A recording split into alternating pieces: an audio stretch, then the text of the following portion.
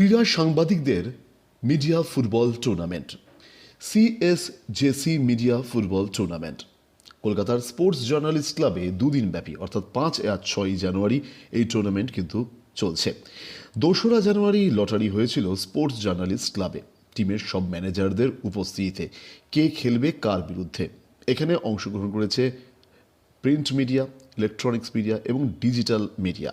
এবং এই media football টুর্নামেন্টে রবিবাসরীয় সকালে উপস্থিত থাকলেন স্বয়ং মহারাজ সৌরভ গাঙ্গুলি। স্বাভাবিকভাবেই তার উপস্থিতিতে এই ফুটবল টুর্নামেন্ট হয়ে উঠেছিল একেবারে রাজকীয়।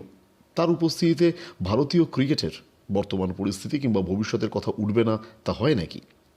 সাংবাদিকদের প্রশ্নের মুখোমুখি হয়ে মহারাজ বললেন, গৌতম গম্ভীর কোচিং নিয়ে 3-0 নিউজিল্যান্ডের এগেন্স্টে, তারপরে 3-1 এটা বৃষ্টি না হলে 4-1 হওয়ার সম্ভাবনা ছিল মনোজদার কাছে।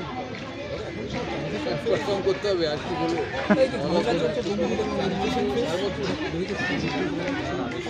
তবে সবকিছুর মধ্যেও মহারাজ এদিন ফুটবলের শট মেরে এই সিএসজেসি মিডিয়া ফুটবল টুর্নামেন্টের উদ্বোধন করে দিয়ে গেলেন। এখন দেখার আগামীকাল অর্থাৎ সোমবার এই মিডিয়া ফুটবল টুর্নামেন্টের কে হাসবে শেষ হাসি, চ্যাম্পিয়ন হবে কোন ক্রীড়া সাংবাদিকরা।